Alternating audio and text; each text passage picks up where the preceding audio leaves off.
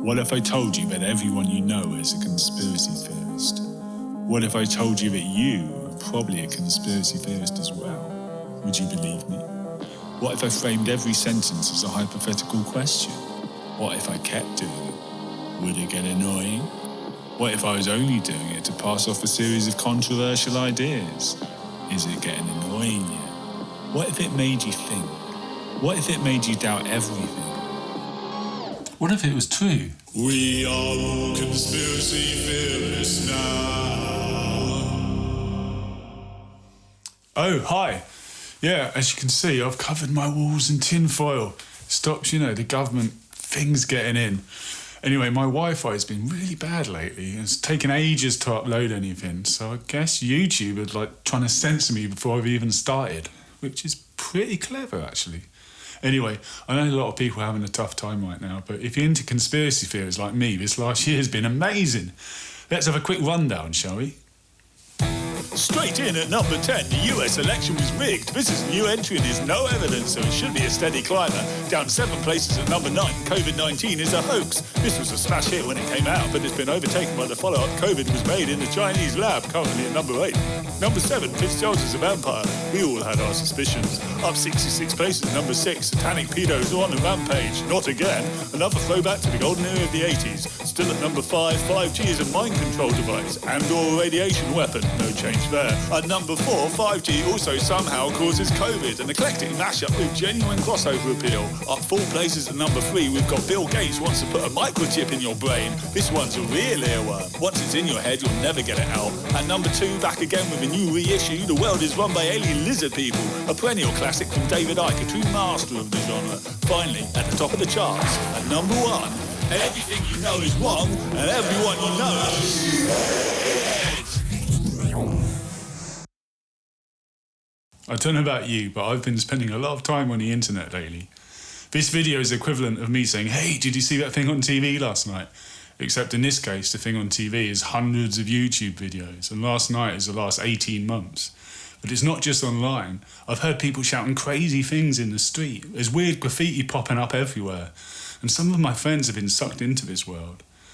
I've always been interested in conspiracy theories, and I used to dabble myself, maybe, just a little. But what's happening now? This is something new. A couple of years ago, Cambridge University and YouGov published the most comprehensive study on conspiracy theories ever conducted. It surveyed more than 11,000 people across 9 countries, and worryingly, it found that 60% of people in Britain believe in at least one conspiracy theory.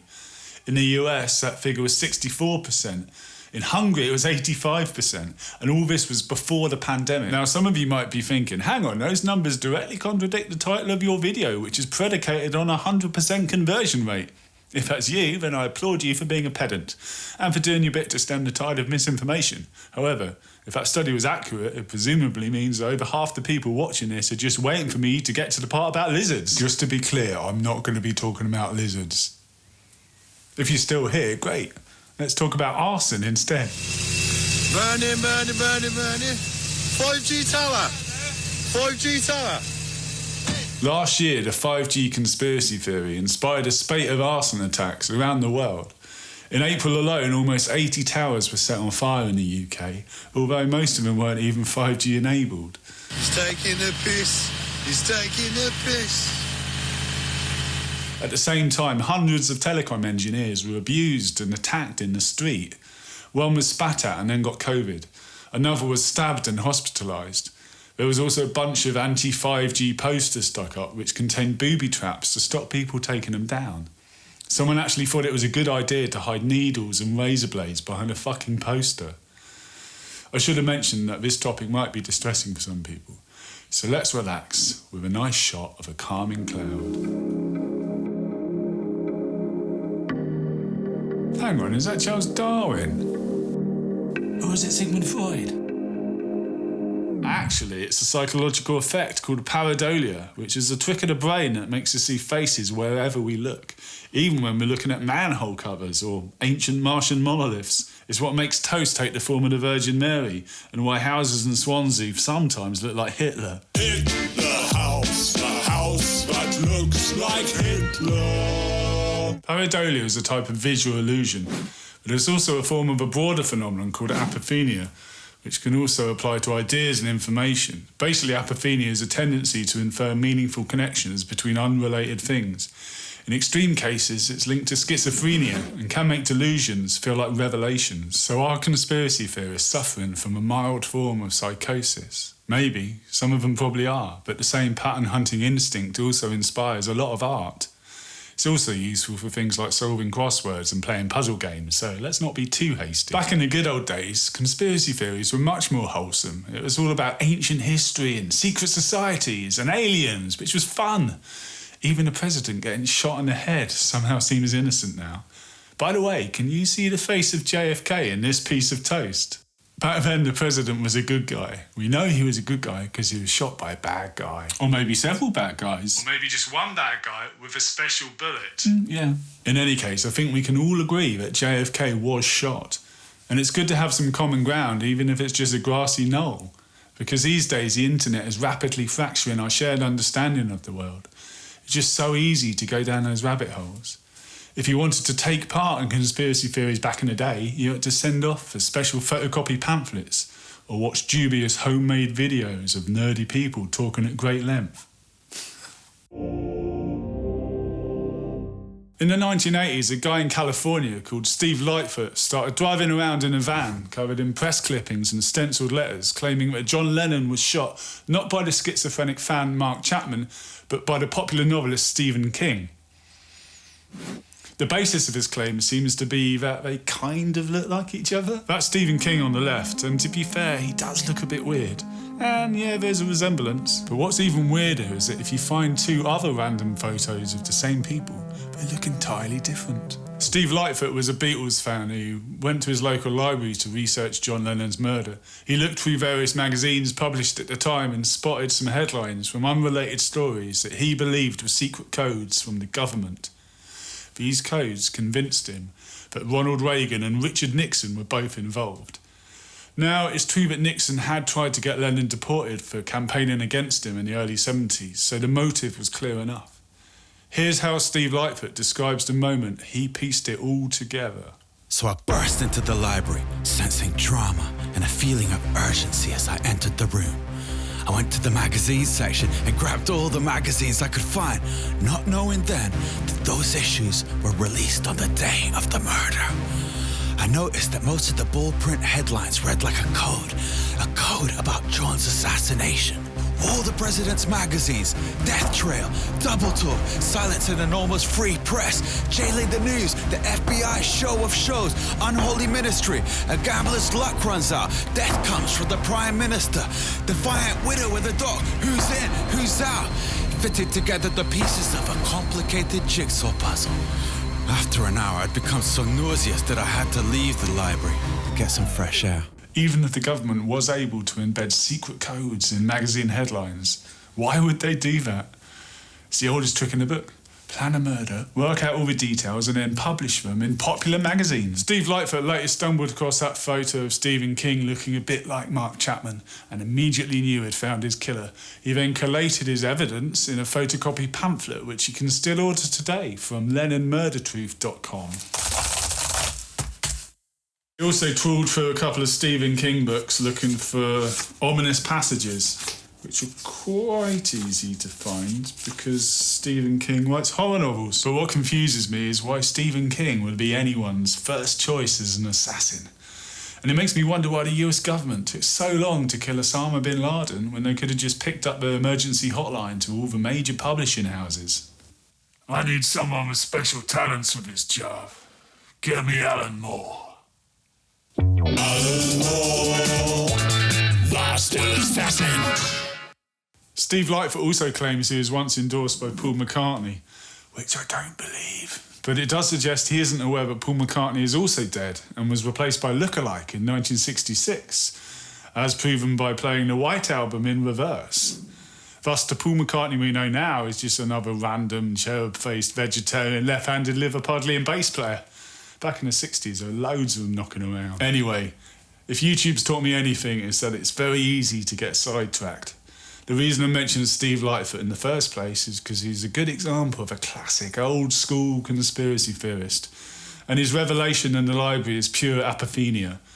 In case you're wondering, Steve is still doing the rounds in California. He's even got a new van, which isn't quite as cool as his old one, but it does feature the slogan, "Smell your nightmare." Of course, conspiracy theories don't just come out of nowhere. Steve Lightfoot had every reason to be suspicious of Nixon.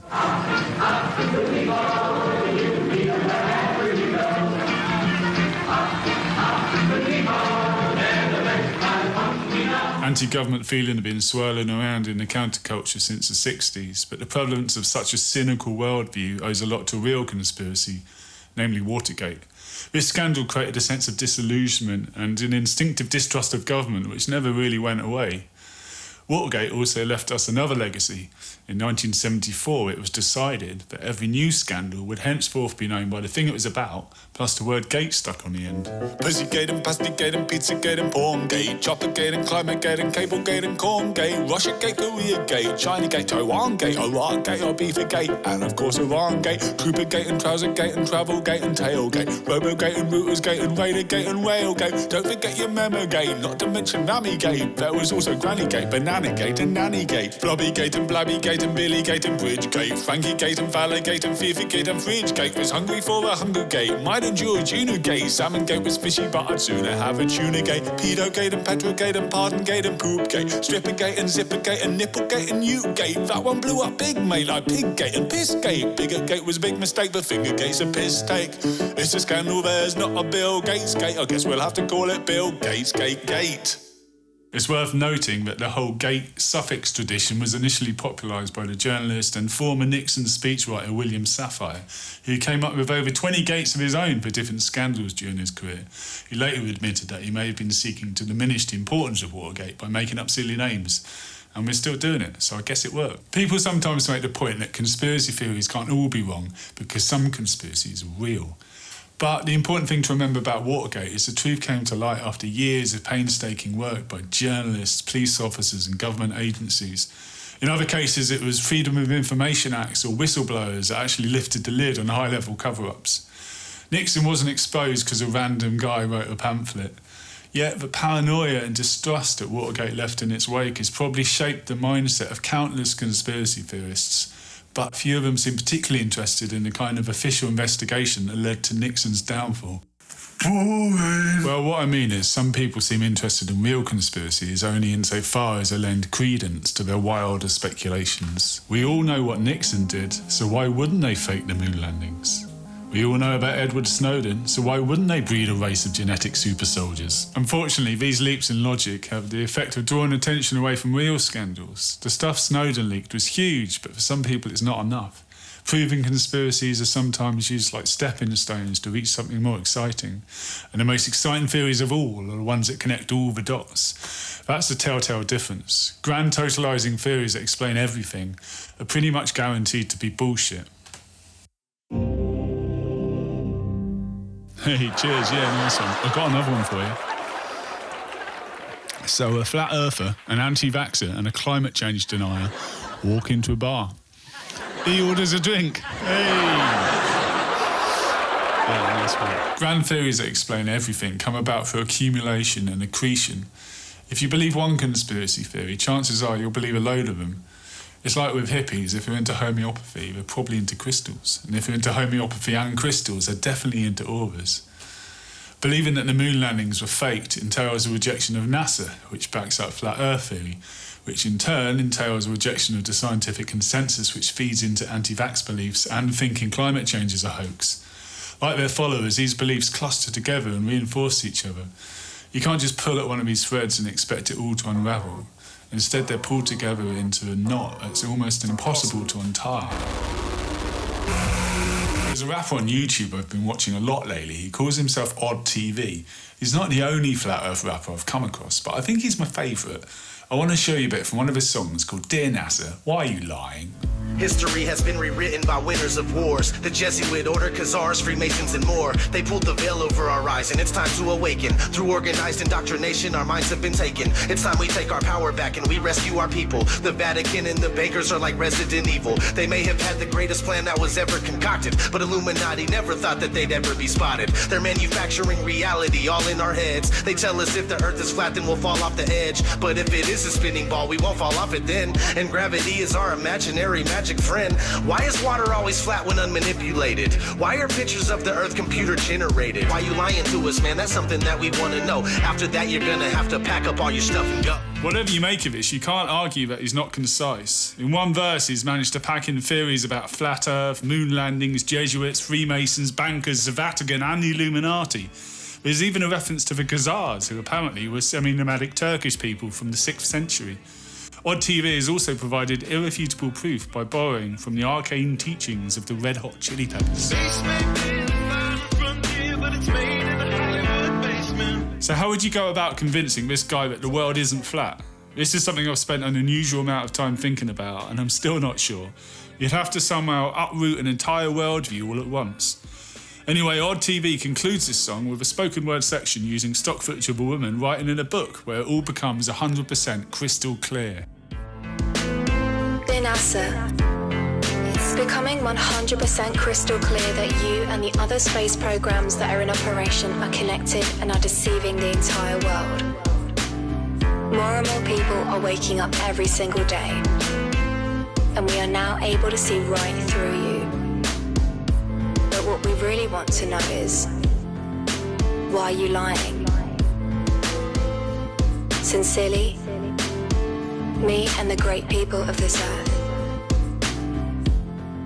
I find it strange that after writing this grand indictment of a global conspiracy, the woman simply closes the book.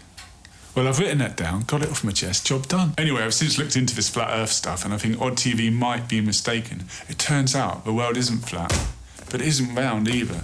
It's actually what's called an oblate spheroid. Oblate spheroid, boy, boy, boy. Which means it's like a sphere, but it's slightly flatter at the poles. Bit of a polarising opinion. So, in the spirit of reconciliation, I'd like to reach out to any flat earthers watching. You are correct, partially correct. The world is flat, sort of, in places.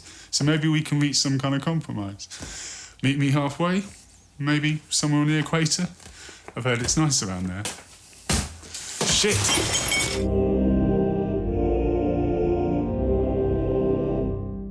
The problem with these clusters of beliefs is that they don't answer directly to facts. The glue that binds them together is more like an emotional or psychological response to the world. The same could be said of religious and political beliefs, and often conspiracy theories are both of those things as well. So the intractable nature of these theories is a window into a larger problem of confirmation bias that affects us all. But conspiracy theories have another problem. They tend to come with a special clause that provides a ready-made reason to ignore every counter-argument.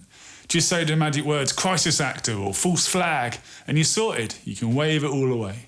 It's like in an ant's nest. Anything that intrudes from outside is expelled almost automatically. If you don't agree with a theory, you're a sheep. If you argue against it, you're a shill. So this self-sealing logic enables a believer to casually dismiss anything that challenges their worldview. It's like the old Christian idea of a devil whispering in your ear. If you're having doubts about your faith, it must be the work of Beelzebub. Cast him out, banish him, unsubscribe. You may have noticed I'm not doing much in the way of debunking here, but it's partly because I'm not sure how useful it is, and partly because I can't be bothered. If someone's sitting on the fence, then fine, that stuff's great if you're looking for answers in good faith. But often the facts aren't that important. Not really. I mean, I think usually there's something else at stake. I also think it's time for a quote from history. This quote from history comes from the writer and satirist Jonathan Swift, who said, "Reasoning will never make a man correct an ill opinion which by reasoning he never acquired." It should be noted that Jonathan Swift advocated eating children long before Hillary Clinton was accused of it. Now, that quote might seem a bit patronising, but only if you assume the only alternative to being reasoned into something is being duped or being an idiot. But all of us have unexamined assumptions and things we never quite get round to thinking about. How many of your moral beliefs did you actually reason yourself into? So I think calling people stupid for believing conspiracy theories isn't a very intelligent response. But sometimes the theories themselves are entirely stupid. By the way, did you know Finland doesn't exist? There's not even any landmass there, it's just sea. This theory seems to have started on Reddit as a straight-faced joke, but it didn't stop some people taking it seriously. There's a whole backstory about the Soviet Union and Japan striking a deal during the Cold War, and it's all got something to do with fish, which is what Nokia really produces.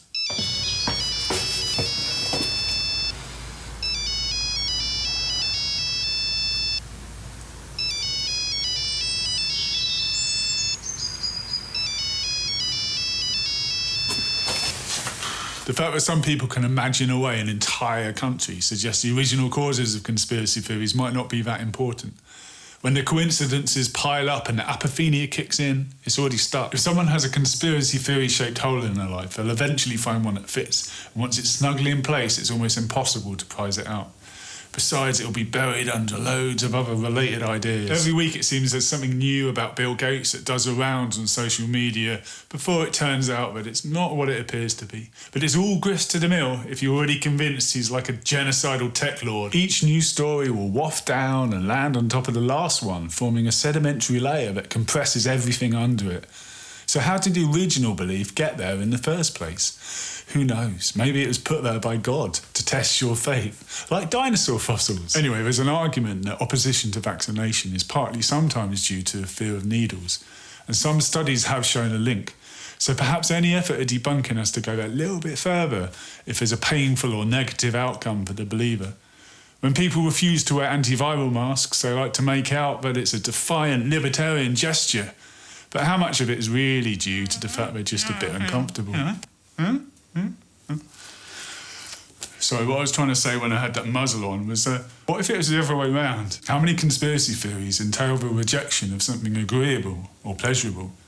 Imagine, for the sake of argument, that one of the COVID vaccines turned out to have the unexpected side effect of making everyone naturally virile. The anti-vax movement would vanish overnight, and it'd be one hell of a night. So yeah, people have this old-fashioned notion that if you debunk a conspiracy theory, it'll go away. As if everyone was operating on the same level of logic. But that's rarely the case. In fact, trying to dispel someone's belief in a conspiracy theory can actually strengthen it. So what can you do? Well, that's a good question. I don't know. If anyone's got an answer, I'd love to hear it. Maybe down there. What? Why are you asking me? You're the YouTuber. In the 1950s, a woman called Dorothy Martin formed a religious group called the Seekers. Not to be confused with the Australian folk pop band, this was a UFO cult that believed the west coast of America would be wiped out by an apocalyptic flood on December the 21st, 1954. Dorothy Martin had convinced her followers that she was in contact with superior beings from the planet Clarion who were on their way to pick them all up in a spaceship. Some researchers heard about this and infiltrated the group to see what would happen. By this point, many of the Seekers had given away their stuff and quit their jobs, in some cases left their spouses. On December the 20th, as midnight approached, they also discarded any metallic items on their persons, such as zips and bra straps. Presumably, this is so they could get through the metal detectors at Clarion Airport. However, when neither the flood nor the spaceship showed up, the group decided they must have got the date wrong, so they gathered again a few days later, on Christmas Eve. Again, there was no spaceship, but this time something interesting happened. The group seems to have split. Some people went back to their homes and families, but others stayed on and tried to adapt their beliefs to account for the extreme lack of UFOs. Dorothy Martin claimed that the good deeds of the Seekers had actually averted the apocalypse and saved the world. Well done. You've got your cake, you've eaten it, and you've patted yourself on the back, all at once. The lead researcher, Leon Festinger, went on to publish a book about the Seekers in which he coined the phrase cognitive dissonance. When your beliefs come into conflict with reality, it's easier to adjust your beliefs than admit you were wrong, because admitting you're wrong is actually really hard. Instead, you can just make a few tweaks here and there and carry on as before. No evidence is ever going to be as convincing as witnessing something firsthand. And even when people do witness things firsthand, it doesn't always change their mind. Your personality and your identity grow around your beliefs like layers of skin. You can't just shed them and move on. Unless you're a lizard. But let's not get into that. You mentioned lizards. This guy, Charlie Veitch, was a 9/11 truther who did change his mind. In 2012, he took part in a preposterous BBC programme called The Conspiracy Road Trip. Welcome to Conspiracy Road Trip 9/11. Welcome, team.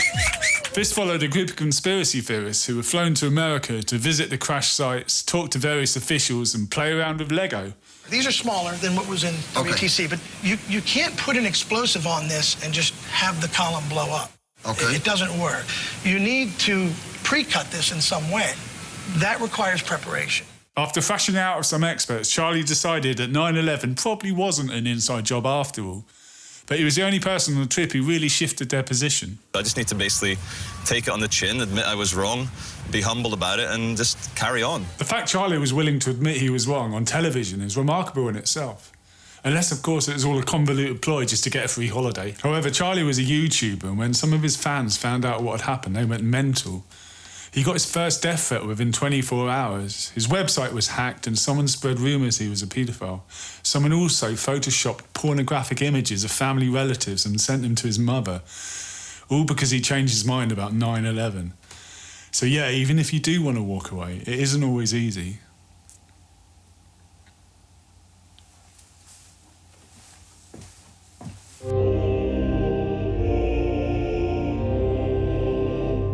I think Charlie Veitch's original position on 9/11 was an extension of his anti-war politics. The theory that the Twin Tower attacks were hatched from within stems from the idea that it was somehow an excuse to start a war. As with the theory about Nixon getting John Lennon bumped off, it all starts with a motive. And once you're thinking like that, everything else follows. So was 9/11 an inside job? I don't know, probably not. It doesn't matter what I think. But I do remember at the time thinking it was a possibility. Don't lie, you used to believe it completely. Shut up. The point I was trying to make is that conspiracy theorists are sometimes associated with progressive politics, but in essence they're very different creatures to activists, although there's clearly an overlap. But I can't think of a single conspiracy theory that has directly contributed to any kind of positive change. They tend to be too grandiose and fatalistic. What's the point in pushing for reforms when everything's controlled by an all-powerful nemesis? They do sometimes flag up legitimate issues, but they tend to exaggerate the influence and malice and competence of those in power. The effect is to make every obstacle seem insurmountable. So a lot of conspiracy thinking ends up as a kind of depressing and lazy radicalism, pointing out problems in a vague way, but doing nothing about them. Of course, there are some conspiracy theorists who really do want to change the world, but good luck trying to debunk what these people think. There's a long and nasty history of anti-Semitic conspiracy theories, but to believe this stuff, you'd have to have a pretty warped view to begin with. For most people, conspiracy theories are an intellectual pastime. Believing them is almost an end in itself, as they don't really require you to change anything about how you live. Much of the appeal probably comes from the underdog idea of seeing yourself as David facing off against some Goliath. In fact, I think sometimes they're more like a coping strategy, a way of adapting to the world rather than changing it. And sometimes, as with the woman who writes to NASA in her notebook, that knowledge is enough to make you feel in control. The special status you've conferred upon yourself for having that insight, for seeing what the sheep can't see, makes you feel less insignificant. Because if all you see around you is chaos, then maybe order of any kind is a comfort. Even a new world order. Because let's face it, one common route into conspiracy beliefs is personal trauma. Fear isn't something we're reasoned into. That's the whole point of irrational fears. They're not rational. But this is something I've seen time and time again. Someone has a terrible experience and then starts casting around, looking for something new to peg their life onto. Sometimes they find God. Sometimes they find Alex Jones. I guess Alex Jones is louder? You'll never defeat the human spirit. You'll never defeat God. You'll never win. When someone's starved of meaning, they'll swallow anything, even an overpriced vitamin supplement. To me, that's not necessarily stupid. It's just kind of desperate. And it begs the question, why didn't anyone offer them anything better?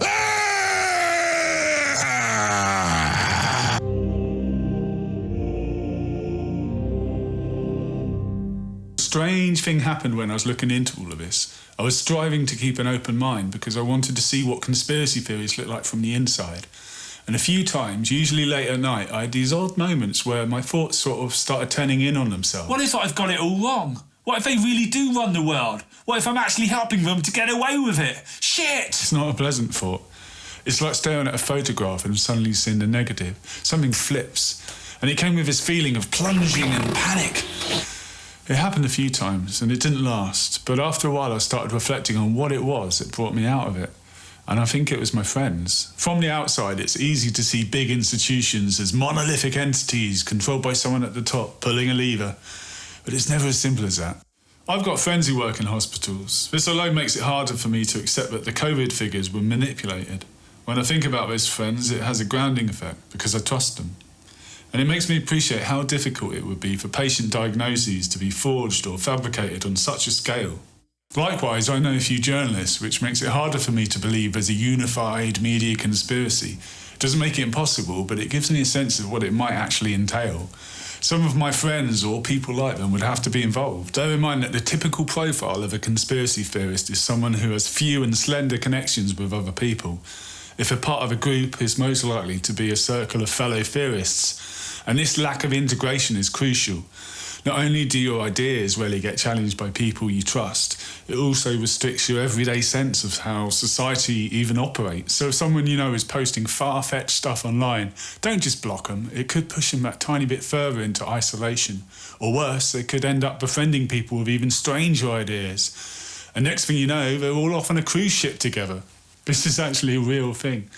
But why shouldn't conspiracy theorists have their own bespoke holidaying options? Bilderberg for breakfast, chemtrails in the afternoon, and fine dining in the evening.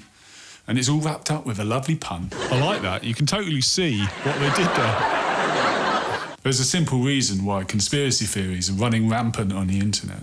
The web is a grand depository of all shared human knowledge, so I'm told.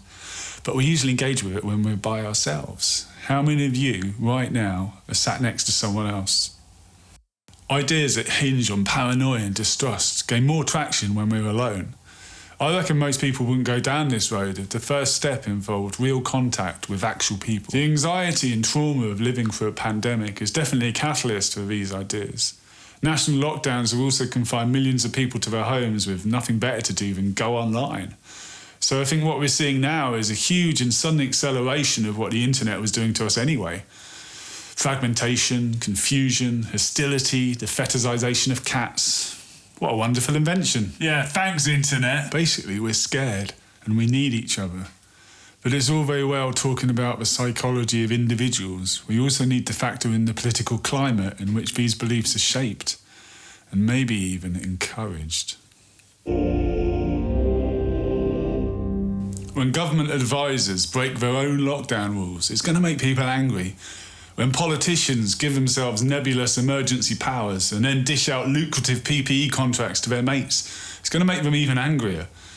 The UK's health service has been decimated by years of austerity and privatisation, and it can't cope. And it's the same with social care. So yeah, people are going to be angry. It doesn't help that many politicians originally acted like COVID-19 wasn't going to be a big deal. Good call. I think what they really wanted was everyone just to keep working, despite the danger. In the UK, the Tory government initially suggested an approach called herd immunity, which means letting the virus infect enough people until it's not a problem anymore. They call it herd immunity. There's a killer on the loose, said the sheriff with a grin. This goes on herd immunity. When there's no one left to shoot, he'll have to turn himself in.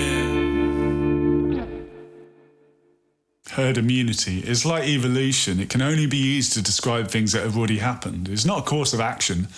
So basically the policy for a while was do nothing and it'll be fine. For those of us left alive. Some politicians have made it very easy to assume they're up to something. So if someone takes the view that all this was somehow planned, well, it's kind of hard to argue the point. So these are the options we're left with. A, politicians don't give a shit. B, they're rubbish at their jobs. Or C, they're organising a systematic population cull. Whichever it is, you could argue the effect is the same. All I'm saying is that if our leaders had been more decisive and consistent, it would have slowed the whirlpool that has sent so many people off on their own tangents looking for alternative explanations. But sometimes it's not incompetence. Sometimes it's deliberate. If we really want to understand why conspiracy theories seem to be taken over, We need to talk about this guy. For 4 years, the most powerful man in the world was throwing these theories around like used tissues full of contagious viral matter. He was a super spreader. And as a thank you present, some of his fans cooked up a brand new conspiracy theory just for him, where he gets to be the hero. What's that? Is it for me? Oh, you shouldn't have done. From one angle, QAnon is almost cute. From another angle, it's a terrorist cult. Conspiracy theories like these have been very useful for some people. Think about it, the benefits of this kind of mind control campaign are numerous. It allows politicians to draw in people who are usually out of their reach, like liberal mums voting for Trump. It allows them to endlessly smear opponents like they did with Obama and Clinton. It creates a fiercely loyal and easily mobilised hardcore following, like the rioters at Capitol Hill. And it uses the classic self-sealing logic of conspiracy theories to dismiss all criticism, hence a little-known phrase, fake news media. By the way, if you disagree with my theory, it means you're part of the conspiracy. That's how it works. The alt-right and foreign agitators have weaponised paranoia and exploited design flaws in social media to seed and spread conspiracy theories to wage a culture war. It's turned regular folk into cranks and turned cranks into hardcore propagandists. Historically, far-right groups have always done well in times of crisis. The aim is to create a climate of suspicion and confusion in which fear becomes the primary motivator. What we're seeing now, the rise of conspiracy theories, is the result of a deliberate psychological strategy. Of course, I haven't got any evidence for this, but it's probably true. I'm aware that this is a conspiracy theory about conspiracy theories, and being meta doesn't make it better. However, we all know what Cambridge Analytica did, so why wouldn't they propagate conspiracy theories to fight an election? These people simultaneously creating a problem and claiming to have a solution, like a protection racket. Everything's gone tits up! Here's some hardline moral certainty. Everyone's lying to you! Except for me. It's pretty clear to me that the voter fraud theory was just pushed for personal gain, but does it go deeper than that? Maybe Donald's conspiracies are an involuntary reaction, like a nervous tic. It could be that this man's gag reflex just happens to be perfectly pitched to exploit the interface between social media and conspiracist psychology. Either that or he's a secret genius who had it all worked out. Or he's got a team of secret geniuses who did the working out for him. I don't know. Maybe we'll find out. Maybe we won't. I'd like to know, obviously, but I'm also willing to proceed with the idea that it's just a possibility. The main thing is that we recognise the politicisation of conspiracy theories and the terrible things it's doing to our democratic systems and our mental health. And we can push back against this without having to be 100% certain there was a master plan involved.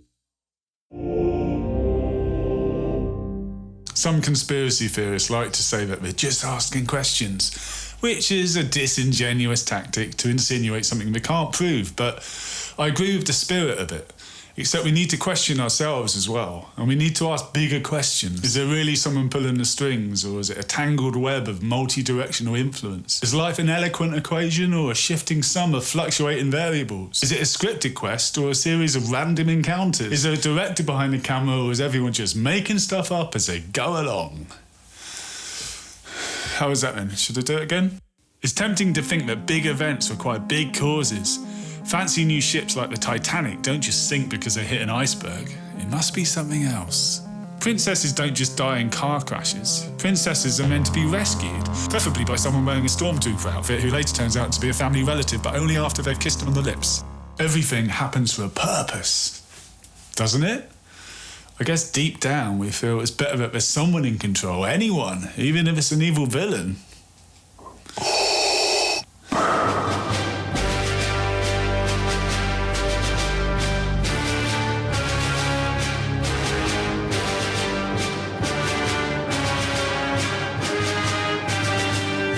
Yeah, the threat of existential oblivion is probably not the best way to change people's minds. If you're attempting to rescue a conspiracy theorist, you need to show them something better, another narrative they can be part of. It's like trying to get someone off drugs. A bland world full of shiny, happy people isn't going to tempt them.